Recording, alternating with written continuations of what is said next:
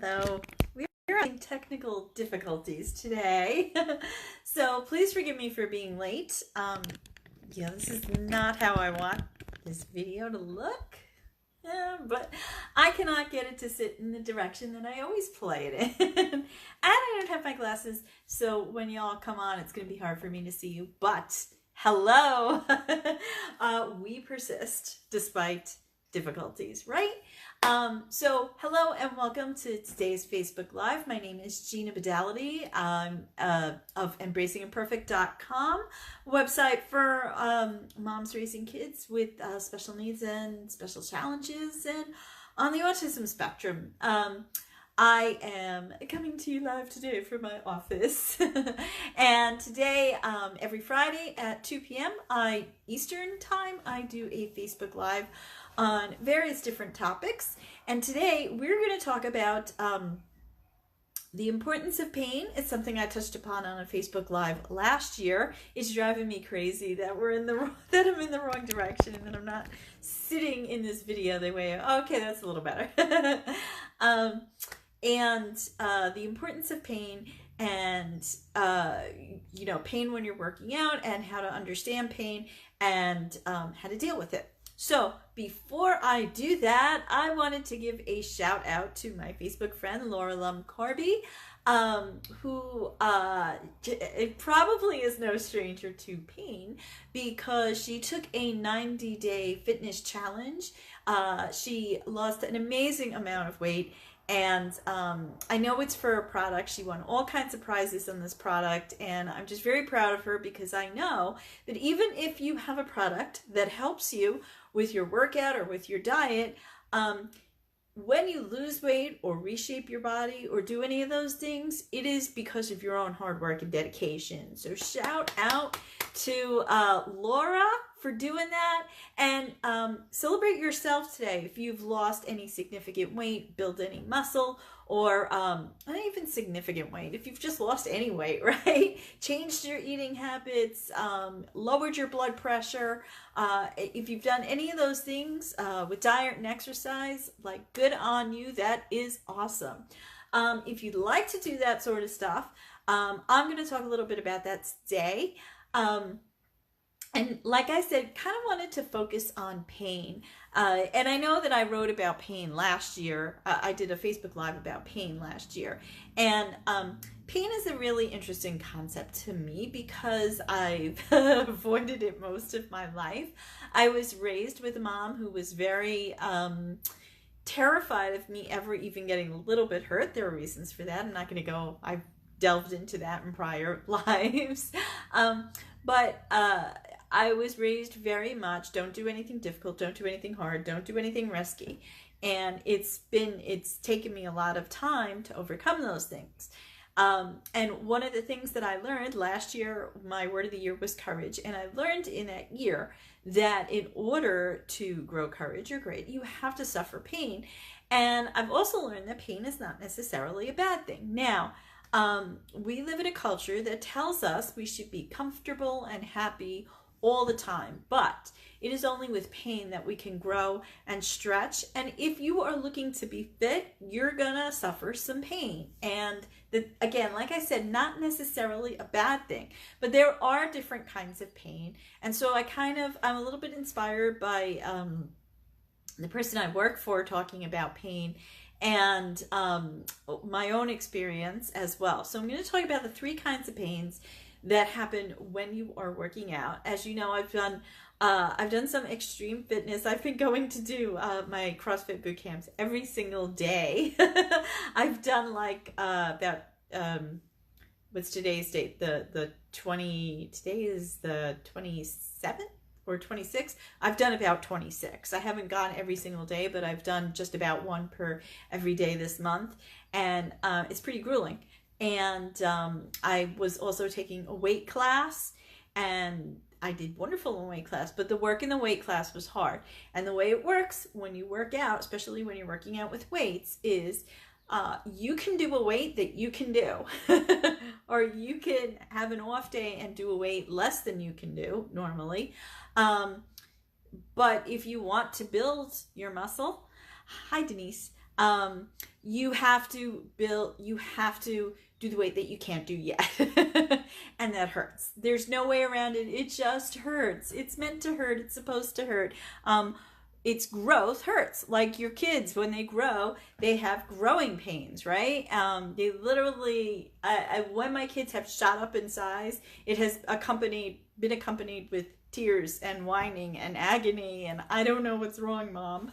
You know, but it's growing pains, right? Well, when your muscles are growing, look at that lovely muscle. They grow. It hurts to get your body cut. It hurts to get ripped. It hurts to exercise a muscle. It hurts to exercise a muscle that's never been used, too, because there are definitely muscles in your body that the typical sedentary American lifestyle requisite with probably you sit at a desk 8 hours a day for a job, that will atrophy certain muscles. You just won't use them all the time. And then you go into class and your trainer might be like, we're going to exercise that muscle. And you're going to be like, yo, I hurt in a place I didn't know existed. But the pain is good. Hi, Claire. Nice to see you here.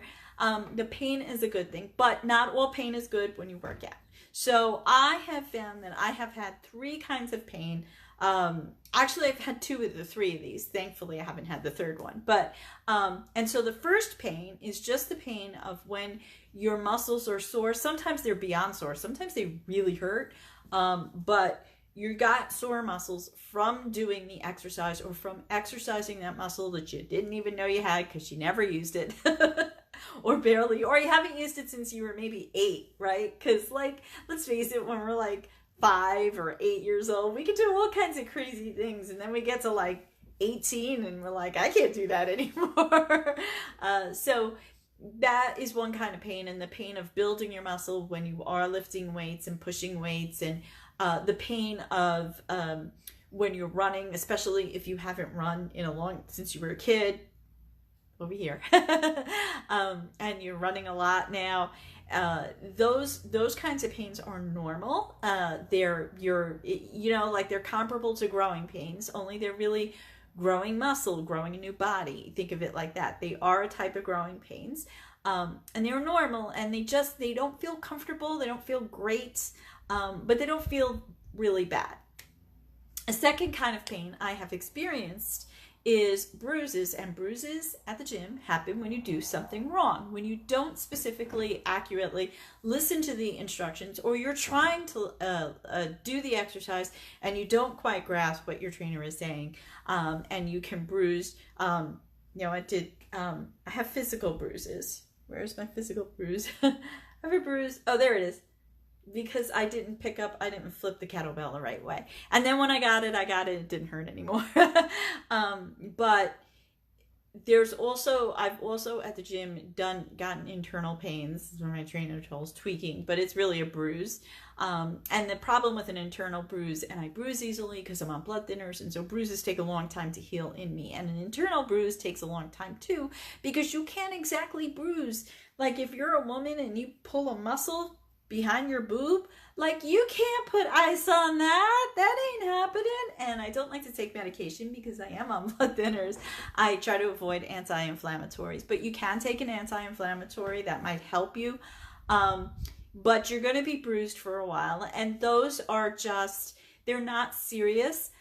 Some hurt way, way, way more than others, and some hurt a little bit, and some only bother you when you put your arm in that direction or the other direction.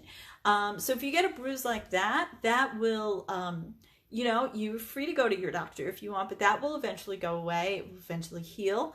If it doesn't, then you should go to the doctor. Like I thought I had a bruise in here, and it's been like 3 or 4 weeks, and it's not getting any better. So 4 weeks, because it was right around when I took my blood test. That was 4 weeks ago. And it's I can feel the bruises in like right in my bone. But the thing is, if you really tore something, you wouldn't be able to walk or lift your arm, so it's that kind of balance of just understanding your body and knowing where the pain is, and figuring out that, like, if it was something really bad like a tear or an ACL, torn ACL, or something like that that you needed surgery for, you probably wouldn't even be able to walk. So you kind of have to judge for yourself how bad the pain is. And then, like, one of the reasons why this isn't getting any better is because I've been to the gym every single day since this happened. So I've been just about 28 days in a row to the gym. So it's going to be hard for this to heal until I can really sit down and take a couple of days off, which I don't want to. But that is the second type of pain. And then the third type of pain is actually a serious injury. It's sharp, stabbing, throbbing, kind of can't really breathe, but it doesn't feel like a pulled muscle. It feels like something stabbing me. The person I worked for called that neuropathy, and you really should go to the doctor because that's a thing that needs to be taken care of. That has not happened to me at the gym. I've gotten severe bruises and pulls and tweaks, but I don't think I might have tore something in here in my chest about a year ago, but I was never really sure if it was a tear, and my husband's like, if it is a tear, there's not really anything they can do for it. It's not like your kneecap or, your meniscus or your ACL or something like that. And it did heal. It did. It just, a couple of nights of my life sucked because I'm on blood thinners. I don't take painkillers. Like, the only option for me is Tylenol, and I won't touch Tylenol because it's so bad for you. But those are like the three kinds of pain. So you can work around these pains, but you have to be smart and you have to be wise about it. It's just like if you broke your foot. I broke my toe once. And when I broke my toe, it was when I had, my husband and I had an anniversary date. And I went on the anniversary date and I wore stupid high heels, impractical shoes, and he pretty much had to carry me out of the restaurant because the shoes were really stressing the fracture in my toe. And yes, I did go to the doctor, and the doctor said, we don't do anything for toes.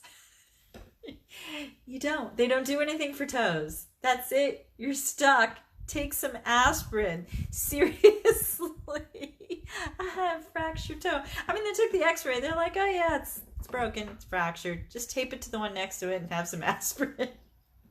I'm like, are you kidding me? This hurts so much. And they're like, oh, well. So the moral of the story is never break your toe because you don't get anything for that. You don't even get sympathy for that. And then you just can't wear your pretty shoes. So, go for the leggings then. Nah, I'm just kidding. Try to avoid. And the way you break your toe is by walking into for me, it was the post under my couch. I smashed my foot and it split my toes that way. So if you walk into a piece of furniture, you can break your toe that way, and it's a nightmare from hell. So don't ever do that.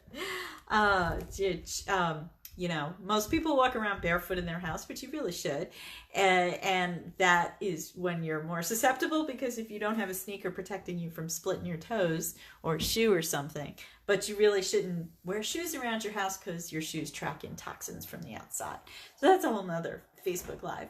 But that's how you deal with that. And so the thing is, when you start to work out and exercise, to have a plan to deal with these issues is a good way. So you don't, I think when you start working out, what you need to do is you need to eliminate your excuses, right? So I had tons of excuses, but my husband forced me to go. So I just said, well, he's forcing me to go. I kind of used it as I am going to the gym because my husband forced me and he coughed up all this money, and so I have to go. That kind of motivated we already spent the money. And he's going to think less of me if I don't go. So you kind of got to use whatever you can, but you've got to plan. You've got to plan your schedule.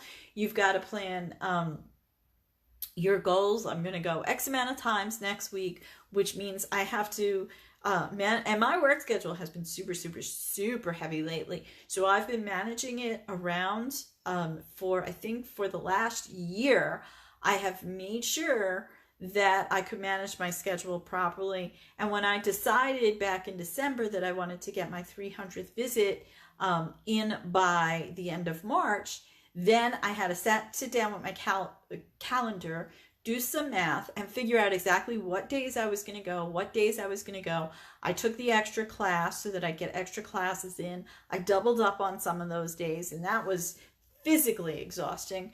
I was eating, I now have to, my class is over and Chris is taking a class. So we take turns taking our weight class, but I have to now, because I was doing that, I had to eat. I ate everything in sight for the 3 months I took that class. And I was telling my trainer yesterday, you know what, I just realized I have to stop eating like I've been eating. It's like, yeah, you have to eat a lot when you're lifting and going to a lot of boot camps. And I say, yeah, if I'm not lifting, I'm just going to the boot camps. I have to change my diet, or I will get tubby again. Cause I was losing weight like crazy because I was doing all that work. I lost 1.5 inches last month and 1 inch the month before. And I thought I was bigger, but I was bigger muscle wise. So you have to be wise, you have to plan, and like you have to have a pain plan. So I was very sore and I didn't know how I was going to do the other day. And I didn't want to miss days because I wouldn't make my 300 if I missed any days this month. And so I had a friend say, you know, what's good for that? Try the CBD oil if you're feeling a little sore. So I just purchased HempWorks. I actually purchased it for my daughter who has autism. And so I've been using it for her. But I was like, okay, I'm going to try taking some of this stuff. And so we've got one with peppermint. Peppermint, I have to check if it's peppermint essential oil in it, because peppermint essential oil is supposed to be allegedly helpful for a workout, but this has been helpful. Just don't know, I was like not feeling up and about, and I was stiff and I was sore, and I just took some that day, and I was able to go to the gym twice that day. I felt fabulous. So I definitely recommend that you have a pain plan, but you also have a plan if you're going to the gym for what is going to give you energy. Prepare and plan which days you're going to go, how you're going to get there, when you're going to get there. If you've got little kids or kids with disabilities, schedule with your husband when you're each going to go. Take turns, do whatever you can. Don't go while they're in gym. We right now have to figure out how we're going those 3 weeks in August. He doesn't work from home every day, but there are 3 weeks in August that my kids don't have any summer session and they don't have anything, and we're probably going to take one of them on vacation. But and the other thing is, if you're doing like boot camp high impact, if you miss a couple of days, 3 or 4 days, you really go back and you feel like you're starting over, especially when you're going like 5 or 6 or 7 days a week. When you drop down to like 4, those in between days are really tough. So you've got to make a plan for when you're going to get there, how you're going to get there. Make a plan for when you're on vacation. If you're going on vacation, when you're going to use the vacation gym or the pool at the vacation, when you're going to find some time to do some real hardcore work, or, you know, that fits in with your vacation. Either you have a weight room, or maybe you're going on a travel where you're going to hike somewhere, you know, pick a nice steep mountain to get your workout in. So that's important. It's important to plan what you're going to eat, to have food sitting around, or like my gym is right by Giant. So, and the health food store. So I'll either go to the health food store, and I'll go to Giant. Sometimes I'll just go to Giant and, have a Deo or So Delicious yogurt. I eat the dairy-free yogurt. I don't particularly care for dairy. I don't think it's very healthy. So I don't use dairy, but I use the dairy-free alternatives. And So Delicious is one of my more favorite brands, because I love the coconut. So that is what I do. And for these bruises, then I go over here and I use Arnica gel by Boiron. You have to get this on your bruise as soon as you get the bruise. If you wait, it won't do as much. But I just find that it's really helpful with a bruise. I'm going to tell you, I've been using this one, the gel. The gel, I don't like the feeling of the gel. I prefer the feeling of the cream, but the gel gets in there and absorbs in a lot faster. Because, like 3 days ago, this was out, this was like half an inch high, and it didn't even look like this. It looked horrific. But that is really important to me to use that. If you have kind of a nagging, deep-seated bruise, I'm going to recommend Tiger Balm. We haven't bought it in a while. We need to get it because I have this, my husband keeps saying, you have tennis elbow. And I'm like, I haven't been doing this in the gym. We don't play tennis in the gym. And it doesn't really hurt when I do this. It hurts certain things. But I want to get that. Tiger Balm just penetrates really deep into your skin. And if you're a non-toxic person, I can't vouch for like these two products, how safe the ingredients are. I think Boiron is safe. I think HempWorks is safe based on their particular what they are. And I'm pretty much 99%. No, let's change that to 95% of everything in my house is organic or non-GMO as much as humanly possible. Except maybe beer, wine. It's really hard to buy organic wine out here. And organic beer. Sometimes you can find, it's really hard to find. But most things I buy, especially food, I buy organic. And a lot of my products, I make sure they're organic. That's why I'm part of MYR Organic too. And, but this is, Tiger Balm, I don't know. I know it's natural stuff, but I can't vouch for how safe it is. But of course, whatever you use, always read those labels. Make sure that there's things in there that if you don't know what it is, then go look it up and see what it is and what it does. And look it up from multiple sites because the chemistry sites are always going to say anything that's in a product is always safe. And of course, that's not true. But that's how I buy my products for what I need for when I'm working out. So that's the really important thing when you want to shape and change your body. Let me just say this one other thing, that when you are out there and you decide to work out, don't compare yourself to anyone. When I first started going to the gym, I was like, man, I'm never going to look like that. I'm never going to run that fast. I'm never going to be able to lift that weight. Oh, this is a thing.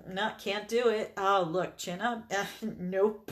So and of course, as you saw, I can do a chin up now. Don't compare yourself to other people. Do what you can. Don't overdo it, right? Pick up a weight, a good weight. But if your trainer says pick up a weight that challenges you, pick up a weight that challenges you. Don't wimp out, man. And if you are doing it and you find it really hurts too much and you're too winded, then do the exercise without the weight. Like, that's okay, but try to do it with the weight first. So like right now I have perfected knee push-ups, which I couldn't do when I got to the gym. And now I am trying to do regular push-ups. I'm only allowed to do them in the warm-up because it would ruin the circuit if I did them during the circuit. So I wouldn't be getting the full workout. So do as much as you can to get a full workout. And don't be the person who stops as soon as your trainer turns his back on you. Like, don't be that person. Keep going. You can do it. You know what you can do. And here's another thing I know. I know that people go in there with Fitbits and they go, well, I'm trying to get my, what's it called? My, I can't think of the word, like your effort. Your like they measure your effort, your physical effort, and they're always trying to get it like in the 80% range. And it's like, well, I've gone in there some days and I've been like, I'm here and that's the best I can do. I can't do, I'm at 30% effort today because I've got XYZ going on, or maybe you have stress or something on your mind or something like that. Like, don't sweat that, but do the best you can. Do challenge yourself and don't compete with other people, but compete with yourself.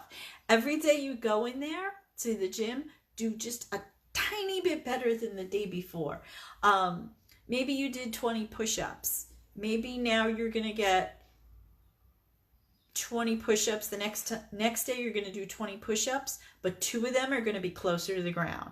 And maybe the day after that, maybe 3 of them are closer to the ground. You see what I'm saying? Like, you don't have to go for this exorbitant, insane goal, but you should push yourself more. Years ago when I used to take yoga, the whole thing about yoga was every time you went into yoga class, the yoga instructor would say, stretch yourself a little more, extend a little more. And if you were going regularly, you would see that you could go a little more. I could turn my head a lot further from the first day I took yoga than from the last day I took yoga. So but it was gradual. So you can do gradual improvements when you go to the gym, whatever you're taking, whether it's yoga, whether it's a cardio class, a spin class, boot camp. Hi, Colleen, how you doing? You are competing with yourself. You are your number one competitor. Don't compete and compare, because if you compare with other people, then you're always going to feel bad. You're never going to feel good enough. Or if you're comparing with someone you think is doing worse, so that's kind of petty. Like, that's not a nice thing to do. Like, they're doing the best they can too, assumably. Hopefully they are. But don't compete with other people unless you're actually in a competition, and then it's okay. Or if you have a friend that you're competing with each other to motivate each other, and it's a good thing, like, that's fine. But I'm just saying, when every day you go to the gym, don't look around and be jealous. Do what you can.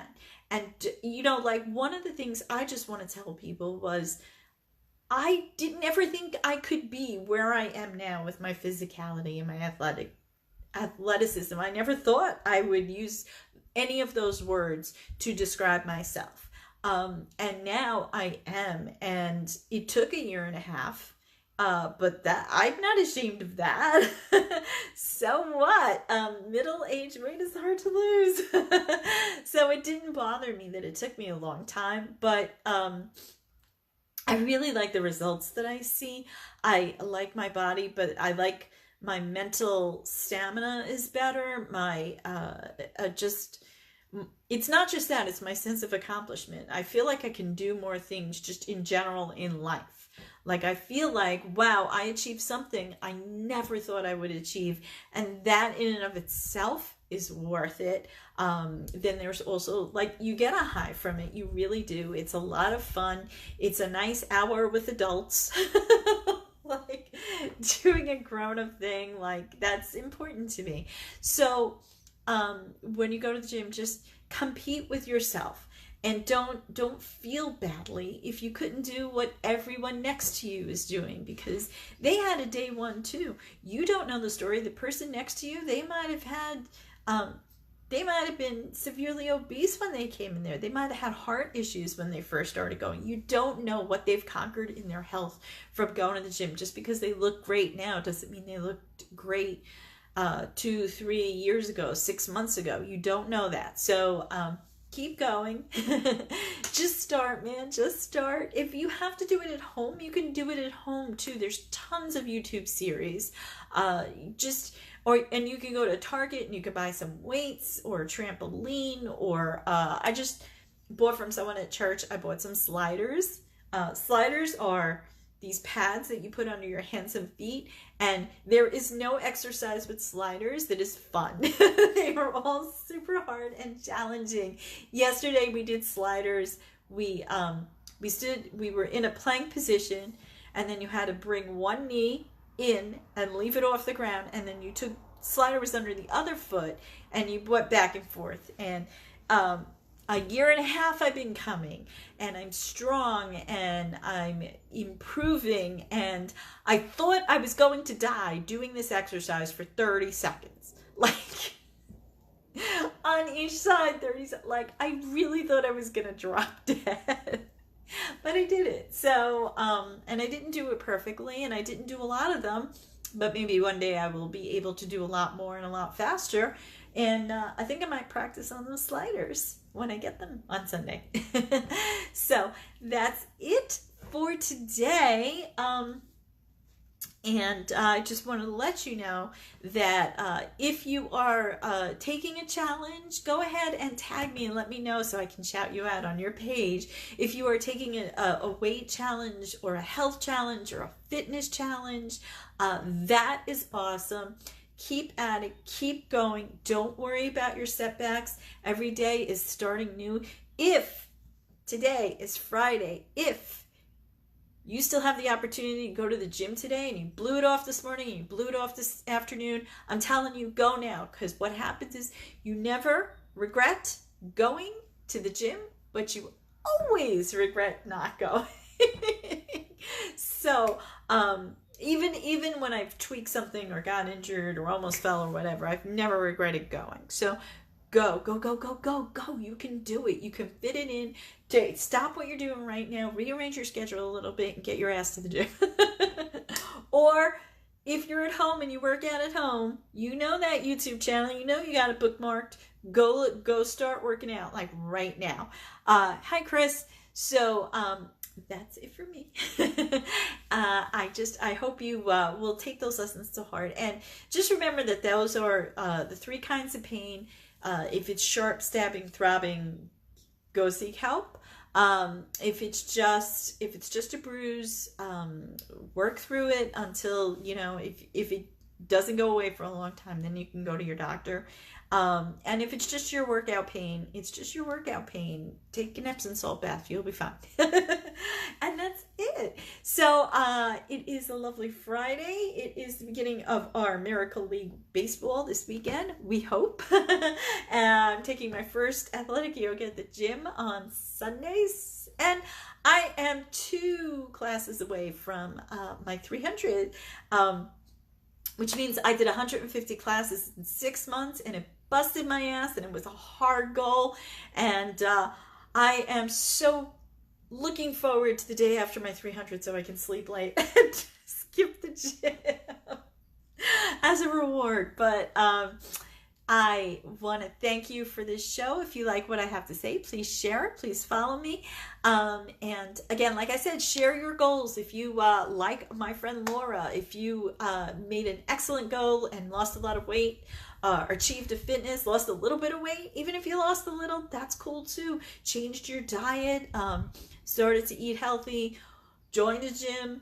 Like, share it here. I want to give you props because it's your step 1 or your step 2 or your step 3 are just as important as your step 300, honest to God. So thank you so much for being with me today, and I hope you have a wonderful day. Enjoy your weekend, and I hope that you will embrace the imperfect within you today, and will work your tail off to make it a little better. Thanks a lot. I'm Gina Pedality from Embracing Imperfect, and you have a great day. Bye.